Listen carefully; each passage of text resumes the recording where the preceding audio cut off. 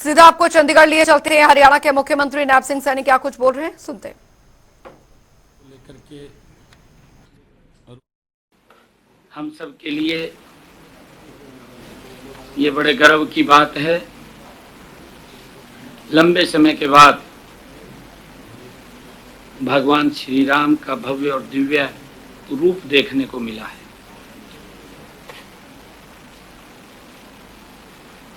श्री राम लला के दर्शन 2.5 करोड़ हरियाणा वासियों के सुखद भविष्य के लिए आने वाले 100 दिनों में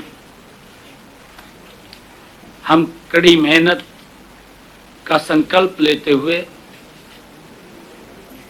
हरियाणा के लोगों की आकांक्षाओं और अपेक्षाओं को पूरा करने का हम कार्य करेंगे। और अभी एक फैसला भी माननीय सर्वोच्च न्यायालय का आया है, जो सोशो इनकम को लेकर के हमने अपने प्रदेश के गरीब विधवाओं, गरीब अनाथ बच्चों और दशकों से सरकारी नौकरियों से वंचित गरीब परिवारों के सदस्यों, विमुक्त जातियों और गमंतु जातियों के उन गरीब परिवारों को जो न तो शेड्यूल कास्ट में आते हैं और न ही बैकवर्ड क्लास में आते हैं, तथा कच्चे कर्मचारी जो अनुभव के आधार के ऊपर हमने कुछ अंक हमने देने की हमारी वर्ष 2018 से चली आ रही इस नीति को के ऊपर आज सुप्रीम कोर्ट का फैसला आया है। इस फैसले का हम सम्मान करते हैं। अगले 100 दिनों में, मैंने पिछले दिनों ये बात कही थी कि हम हरियाणा में 50,000 भर्तियां करेंगे। हम उन 50,000 भर्तियों का आने वाले समय में ये संकल्प लेते हैं कि हम उसको पूरा करेंगे। परंतु आपके माध्यम से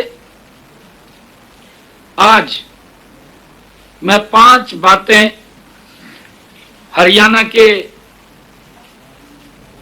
जनता के सामने पहुंचाना चाहता हूं।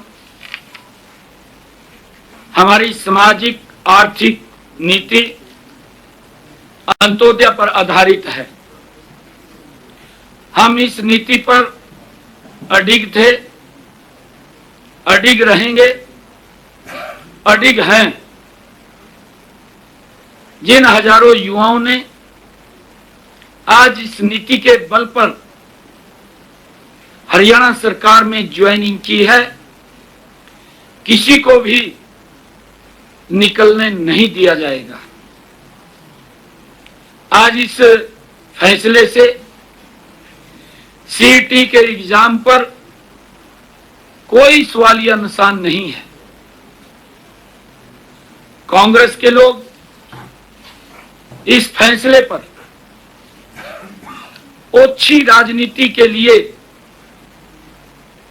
उल्टे सीधे बयानबाजी कर रहे हैं। वो झूठ फैलाने का काम कर रहे हैं, वो भ्रम फैलाने का काम कर रहे हैं। यदि कांग्रेस के लोगों को इन गरीब विधवाओं, गरीब अनाथ बच्चों, बिना नौकरी वाले परिवारों, कच्चे कर्मचारियों, विमुक्त जातियों के युवाओं के खिलाफ हैं, तो इस पर विचार करें। मैं कांग्रेस के लोगों को कहना चाहता हूं, वो इस पर विचार करें, क्योंकि हमारी सरकार गरीबों के हकों के लिए लड़ रही है। हम इनको अगर जरूरत पड़ी एक विधेयक विधानसभा में ला करके लेकर के आएंगे, ताकि गरीब व्यक्ति के लिए जो अंत्योदय की भावना से हमारी सरकार ने जो गरीब व्यक्ति को लाभ दिया है, हमारी सरकार मजबूती से उन गरीब लोगों के साथ खड़ी है, टस से मस नहीं होगी। चाहे हमें रिव्यू पिटीशन में जाना पड़े, चाहे हमें विधानसभा में विधेयक लेकर के आना पड़े, हम गरीब लोगों के साथ हैं। परंतु पिछली सरकार के दौरान जो कांग्रेस के लोग आज उन गरीब लोगों के, अगर किसी के परिवार में नौकरी नहीं है, परिवार गरीब है, अनाथ है, मां बाप नहीं है, घर में कमाने वाला कोई नहीं है, अगर इस योजना के माध्यम से उस परिवार में अगर दीपक जला है, अगर प्रकाश हुआ है, तो कांग्रेस के लोगों को इतना उत्साहित होने की आवश्यकता नहीं है। अगर वो इतना उत्साहित हो रहे हैं तो ये कांग्रेस के लोग ये गरीब के विरोधी हैं। ये स्पष्ट इनके इस बयानों से दिखाई दे रहा है। मैं उनको आईना भी दिखाना चाहता हूं। जो लोग ट्वीट करके बात करते हैं, जो लोग इस फैसले के ऊपर भ्रम की स्थिति पैदा कर रहे हैं, इनकी सरकार में सरकारी नौकरियों लेने के अंदर भाई भतीजावाद, एक क्षेत्रवाद, जातिवाद का बोलबाला था। यह कांग्रेस की सरकार के अंदर था। नौकरियों की बोली लगती थी। जिनके पास ज्यादा पैसा होता था या जितनी ज्यादा पहुंच होती थी, उसी को ही नौकरी मिलती थी। इससे योग्य युवाओं में हताशा और निराशा ये कांग्रेस के समय में युवाओं के अंदर पनप गई थी। युवा पढ़ने के तरफ नहीं, इनके चक्कर काटने में लगा रहता था। मां बाप भी इनके चक्कर काटने में लगा रहता था और अपने पड़ोस गांव के लोगों को भी लेकर के इनके चक्कर काटता रहता था कि हमें नौकरी मिल जाए। ये हालात इनके समय के अंदर था। परंतु गरीब व्यक्ति को, जिसके पास पैसा नहीं होता था, बहुत सारा बड़ा वर्ग एक ऐसा था जिसके पास देने के लिए वोट तो थी, परंतु इनके पास उनको देने के लिए नौकरी नहीं थी। किसी भी गरीब व्यक्ति को जिसके पास पैसा नहीं था, एक भी बच्चे को इन्होंने नौकरी नहीं दी, क्योंकि पर्ची और खर्ची से नौकरियां लगती थी, नौकरियों की बोलियां लगती थी, गरीब व्यक्ति की पहुंच से नौकरियां दूर थी। परंतु अगर आज हम देखें, हमने योग्यता के आधार पर बिना पर्ची बिना खर्ची के 1,32,000 नौकरियां देने का काम किया है। 1,32,000। जो लोग ट्वीट करके वाहवाही लूट रहे हैं, उन गरीबों का अपनी सरकार के अंदर तो मजाक करते थे। अगर हमने उनको कहीं गरीब व्यक्ति की हमारी सरकार ने चिंता की है, गरीब व्यक्ति के साथ हमारी सरकार खड़ी है, तो उसको लेकर के भी इनके पेट में दर्द हो रहा है। हमारे युवाओं में आज एक नई आशा और विश्वास का संचार हुआ है। वे नौकरी पाने के लिए किसी नेता की दहलीज के ऊपर हाथ नहीं फैलाना पड़ता। आज अपना स्वाभिमान से सर ऊंचा करके मेरा युवा आज हरियाणा सरकार की नौकरी ले रहा है। ये विश्वास जगाया है। पहले तो वो सिफारिश ढूंढते थे और आज लाइब्रेरी ढूंढते हैं। ये अंतर कांग्रेस की सरकार में और हमारी सरकार के अंदर आया है। और मैं ये भी बताना चाहता हूं कि हमारे हाई कोर्ट की डबल बेंच ने भी 7 दिसंबर 2018 को माननीय उच्च न्यायालय ने सरकार के सामाजिक आर्थिक आधार पर हमने जो 5 अंक दिए थे, जिसका प्रावधान किया था, उसकी सराहना भी की थी। ये हाई कोर्ट ने की थी। मैं बताना चाहूंगा कि हमने अंत्योदय के संकल्प को पूरा करने के लिए कमजोर वर्ग के 5 अतिरिक्त अंक देने की नीति 2018 के अंदर ये हमने बनाई थी। और इस नीति के कारण हजारों गरीब युवाओं तथा कच्चे कर्मचारियों को पक्की सरकारी नौकरी मिली है। इससे आहत होकर के कांग्रेस द्वारा प्रायोजित भर्ती रोको गैंग समय समय पर इस नीति के रास्ते में रोड़े अटकाता रहा है। मैं उनको कहना चाहूंगा कि ये भ्रम फैलाने का प्रयास न करें। सरकारी नौकरियां देते समय हमने प्रदेश के गरीब परिवारों का भी पूरा ध्यान रखा है। हमारी सरकार गरीब के साथ खड़ी है। इसलिए हमने जिनके परिवारों में कोई भी सरकारी नौकरी में नहीं है, उन उम्मीदवारों को सरकारी नौकरी में सामाजिक आर्थिक मानदंड के आधार पर 5 अंक देने का प्रावधान किया था। कॉमन पात्रता परीक्षा का पेपर 3 वर्षों के लिए मान्य है। जो हमने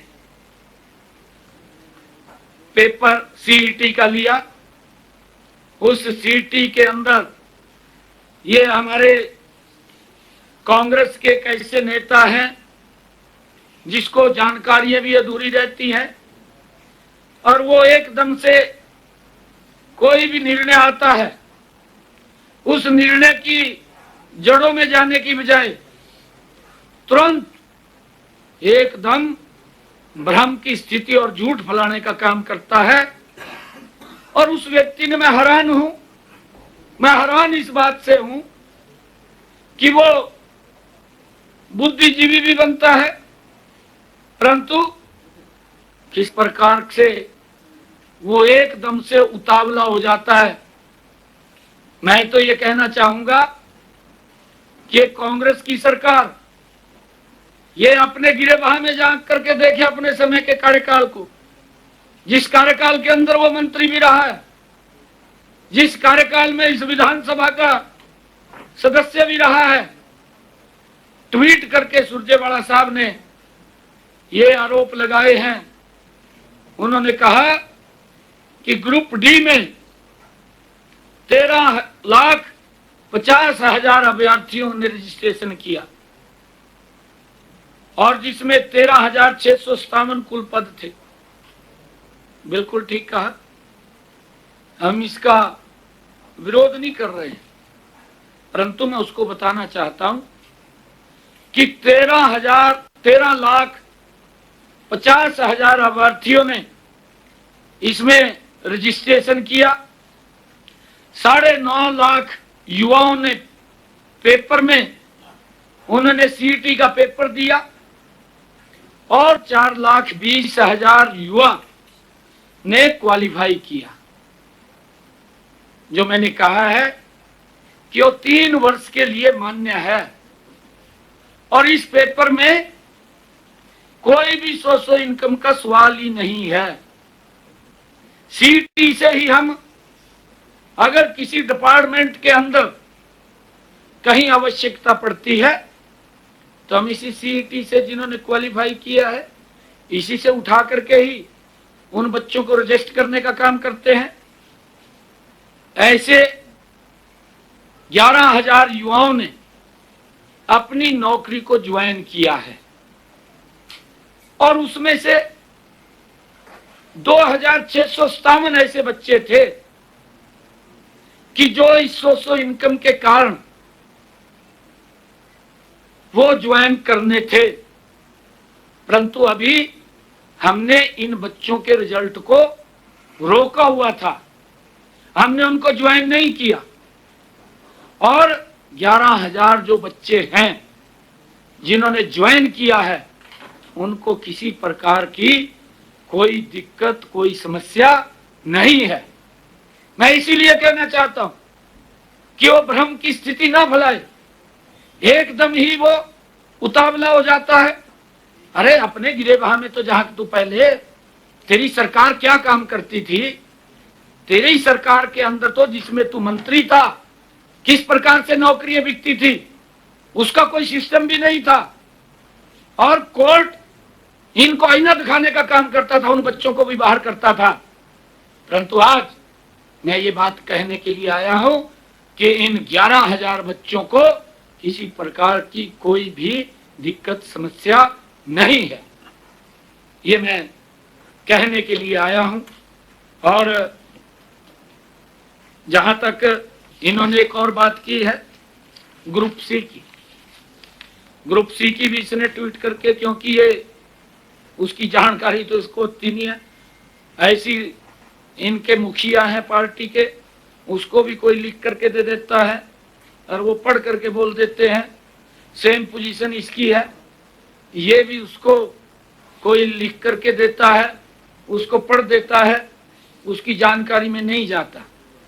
झूठ फैलाना है, क्योंकि डीएनए के अंदर है झूठ फैलाना, और उसको लेकर के लगातार ये झूठ फैलाने के अंदर लगे हुए हैं।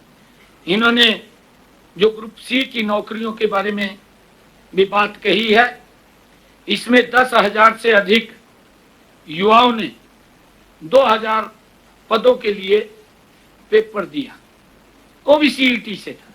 ये सीईटी का दूसरा भाग है और ये भाग वो है जिसमें टेक्निकल बच्चे आते हैं।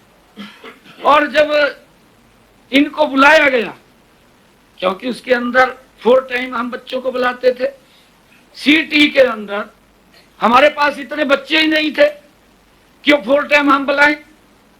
ये इसको जानकारी भी नहीं है इस बात की कि हम जितने बच्चे हमें बुलाने थे उतने बच्चे क्वालिफाई नहीं किए, क्योंकि उसमें कोई जेई है, कोई लैब अटेंडेंट, वो टेक्निकल आधार के ऊपर ये भर्तियां हैं ग्रुप सी की। और जितने बच्चे इसके अंदर आए उन सब को हमने इंटरव्यू के अंदर शामिल किया, उनका पेपर लिया और उस पेपर के आधार के ऊपर ही हमने उनको इसके अंदर रजिस्टर किया है। अगर कोई इसके अंदर दिक्कत आती है, ये बच्चे ज्यादा नहीं है, इनका पेपर ही होगा, इन्हीं में से ही होगा और यही वो बच्चे हैं, एक भी बच्चे को निकलने की इसके अंदर कोई गुंजाइश नहीं है। ये भ्रम की स्थिति फैलाने का काम कर रहे हैं और मैं आज यही कहने के लिए आया हूं कि ये लोग अपने गिरेबान में झांक करके नहीं देखते। जो हालात इन्होंने हरियाणा प्रदेश के युवाओं की युवाओं के माँ बाप की, आज अगर गरीब को कोई लाभ सरकार ने योजनाबद्ध तरीके से किया है, ये हमारा कमिटमेंट है। मैं फिर दोबारा दोहरा रहा हूं कि हम गरीब के साथ खड़े हैं, उसकी लड़ाई मजबूती से लड़ेंगे। हमने चाहे कोर्ट के अंदर रिव्यू पिटीशन में जाना हो, चाहे हम विधानसभा में लेकर के उसको आए, हम मजबूती से हरियाणा प्रदेश के गरीब के साथ खड़े हैं। हमारी सरकार वो गरीब के हितैषी सरकार है, अंत्योदय की भावना से हम काम कर रहे हैं और उस अंत्योदय की भावना के अंदर हमारी सरकार मजबूती से गरीब के साथ है। ये बात मैंने कहनी थी और उन बच्चों को किसी प्रकार की कोई चिंता करने की जरूरत नहीं है। जो ये भ्रम की स्थिति फैला रहे हैं, इनकी तरफ ध्यान देने की जरूरत नहीं है, क्योंकि ये लोग वाहवाही लूटने का काम करते हैं। सभी बच्चों को निश्चिंत रूप से वो जहां पर भी है वो लगे रहें, उनको किसी प्रकार की कोई दिक्कत परेशानी नहीं है। टेक्निकल पोस्ट वाले जो जेई पोस्ट वाले जो अभ्यर्थी थे, उसके लिए कोई दोबारा क्या व्यवस्था, दोबारा उनका टेस्ट करवाया जाएगा या किस तरीके से, क्योंकि आपने कहा कि 4 गुना संख्या तो नहीं, लेकिन उनके लिए आप क्या आगे व्यवस्था की बात कर रहे हैं? नहीं, देखिए मैं आपको बता देता हूं, मेरे पास ये फिक्र है। जूनियर कोच है, जैसे 192 पोस्टें थी, 457 है, 4 गुना तो बनते नहीं है, ये 4 गुना तो बन नहीं रहे। इसी प्रकार से, क्योंकि ये टेक्निकल पोस्टें हैं सारी, कि हमें किस प्रकार का नेचर का व्यक्ति चाहिए, किस प्रकार का टेक्निकल व्यक्ति चाहिए। स्टाफ नर्स है, उसके अंदर 1554 पोस्टें। हमारे पास जो शॉर्ट लिस्ट जिन्होंने टेस्ट क्लियर किया वो 2328 है ही नहीं है, इन्हीं में से ही लगने, किसी को बाहर जाने की जरूरत नहीं। मैं यही कह रहा हूं, परंतु जिस प्रकार से उन्होंने एकदम इस प्रकार का बवंडर खड़ा करने की कांग्रेस के लोग कोशिश कर रहे हैं, और ट्वीट पे ट्वीट ये तो देखता भी नहीं बेचारा, पढ़ता भी नहीं। सीएम साहब, जब सुरजेवाला की बात तो छोड़ दे रहे हैं, बात नहीं छोड़नी, जो टेक्निकल पॉइंट है, बात इसलिए छोड़ दी कि वो राज्य, सुने सीएम साहब, नहीं सुने, जो अपने आप को ये कहता है पॉलिटिकल स्टेटमेंट अलग है, पर जो टेक्निकल बात है कि नाक के बाल, वो तो ठीक है, नाक के बाल तो होंगे, उनका जवाब आप देते रहना। जो टेक्निकल पॉइंट है कि ग्रुप सी के हमने 10,500 के आसपास जो डिक्लेयर कर दिया रिजल्ट, आप ये कह रहे हैं कि वो एज के यूं रहेंगे, उनका कोई दोबारा हटने की कोई जरूरत नहीं है। ठीक, ग्रुप डी के भी 10,000 के आसपास भर्ती होगा, उनको भी चिंता करने की कोई जरूरत नहीं, वो भी तो ग्रुप सी भी सेफ, ग्रुप डी के भी सेफ, जो हमने ज्वाइन कर लिया है, क्योंकि वो 4 गुना से कम थे और सोचो के नंबर नहीं दिए थे। तीसरा बिंदु बच रहा केवल टीजीटी का, जो जिसमें सोचो के अंकों की वजह से रिजल्ट रुका पड़ा है, बाकी तो जो हाई कोर्ट का फैसला उसको लागू करेंगे, ये पॉइंट है मेरा। नहीं, देखिए उसके अंदर भी हमने ये कहा है कि जो टीजीटी के है उसका रिजल्ट रुका हुआ है, हाँ। और ये रिजल्ट इसी कारण से रुका था कि जो भर्ती रोको गैंग है ये कोर्ट के अंदर गया, और ये कांग्रेस द्वारा प्रायोजित है, ये बिल्कुल उसका चेहरा एकदम जनता को सामने वो दिखाई दे रहा है। ये कांग्रेस के लोगों ने जितनी भी हमने भर्तियां की हैं, ये जो भर्ती रोको गैंग है उसके पास जाकर के उसको आगे कर देते हैं, और वो जाकर के कोर्ट में खड़े हो जाते हैं। परंतु मैंने आपको फिगर दी है, हमने 1,32,000 नौकरियां बिना पर्ची बिना खर्ची के दी हैं, परंतु ये भर्ती रोको गैंग हर भर्ती के अंदर ये कोर्ट में गया है। एक भी भर्ती ऐसी नहीं है कि जिसको इन्होंने डिस्टर्ब ना किया हो। तो जो परंतु हमने ट्रांसपेरेंसी आधार पर बिना पर्ची बिना खर्ची के हम युवाओं को नौकरी दे रहे हैं, ये हमारा कमिटमेंट है। और आगे भी मैं प्रदेश के युवाओं को इस बात से सुनिश्चित करना चाहता हूं कि आपके हकों के ऊपर किसी प्रकार की आंच हम नहीं आने देंगे। हम मजबूती से आपके विश्वास को कायम रखने का काम करेंगे। परंतु ये कांग्रेस के लोग जिस प्रकार से झूठ बोल करके जो बची हुई भर्ती है पदों की जो है, वो अब जो बची हुई भर्ती है वो हाई कोर्ट के फैसले के अनुसार हम कंप्लीट करेंगे। बिल्कुल, मैंने कहा है ना, 50,000 भर्तियां विदिन एक हफ्ते के अंदर जहां जहां भी विभागों के अंदर हैं, जो प्रक्रिया चलेगी, हमारा हरियाणा स्टाफ सिलेक्शन कमीशन इसको आयोजित करता है, उसको आदेश दे दिए हैं कि आप तुरंत भर्ती करें बिना सोशियो के नंबर के, क्योंकि अभी तो सोशियो के नंबर के खत्म हो गया, उसकी लड़ाई लड़ेंगे हम लड़ेंगे। अभी जो रिजल्ट निकलेगा बिना सोशियो के निकलेगा। मैं आप फिर ये बात कह रहा हूं कि उन गरीबों के साथ कुठाराघात करने का काम ये कांग्रेस ने किया है, कांग्रेस के नेताओं ने किया है। उन्हीं के ही एक भर्ती रोको गैंग सदस्य हैं जो इस प्रकार के गरीबों को भी नहीं बख्श रहे, गरीबों का भी शोषण करने का काम कर रहे। अरे जिसके घर के अंदर जिसके घर के अंदर आज तक अंधेरा है और हमने उस गरीब परिवार के घर में उजाला देने का काम किया है, ये कांग्रेस के लोग चाहते हैं कि उस घर में फिर अंधेरा छा जाए। परंतु हम उस अंधेरे के लिए गरीबों के साथ खड़े हैं, उसकी लड़ाई लड़ेंगे, मजबूती से लड़ेंगे। सर एक सवाल है, दिल्ली की जो जल मंत्री हैं आतिशी, आज तो मैंने यही बात करनी। सर चौथा दिन है उनके फास्ट का सर, जो विधेयक लाने की बात हो रही है, इसका क्या प्रारूप रहेगा? वो बता देंगे, वो आपको बताएंगे। नहीं, देखिए हम गरीबों के साथ खड़े हैं, हमें अच्छा लगेगा हम विधानसभा के अंदर कानून बनाएंगे। बिल्कुल। हम बिल्कुल विधानसभा के अंदर कानून बनाएंगे, ठीक है, बिल्कुल कानून बनाएंगे। हम गरीबों के साथ खड़े जा सकते हैं। आज भी हम मजबूती से उनकी लड़ाई। सीएम साहब, लोकसभा ये सब तो मैंने कहना सीएम था। साहब, लोकसभा बहुत बहुत धन्यवाद सीएम आपका। साहब, लोकसभा चुनाव के प्रचार से लेकर अब तक इस भर्ती के मामले में कांग्रेस लगातार ये कह रही है कि बेरोजगारी हरियाणा में बढ़ रही है, युवाओं को रोजगार मिल नहीं रहा, सारी भर्तियां कोर्ट में अटकी हुई है। और वो ये कहते हैं सर कि आप उनकी पर्ची खर्चे की बात करते हैं।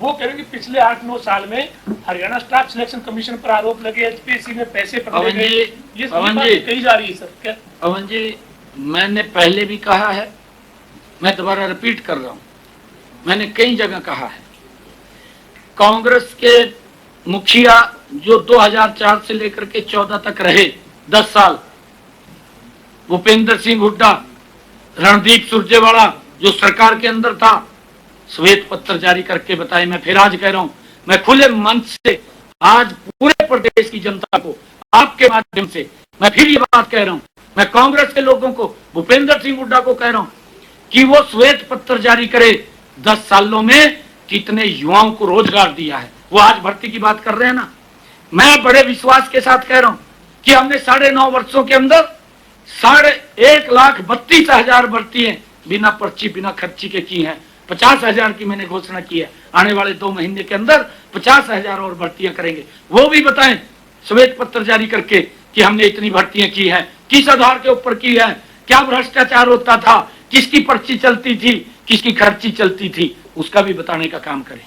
सर एक आतिशी में भी सवाल ले लीजिए सर। हो गया, प्रेस कॉन्फ्रेंस किया, उन्होंने कहा कि ओबीसी मैंने भी कर दिया आज प्रेस कॉन्फ्रेंस।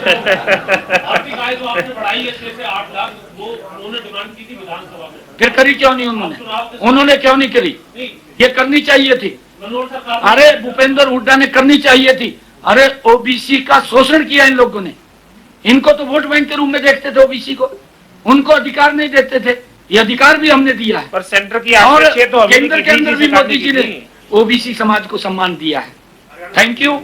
आप सर सबका एक बहुत- आतिशी में भी सवाल ले लीजिए सर, चौथा दिन है सर आज।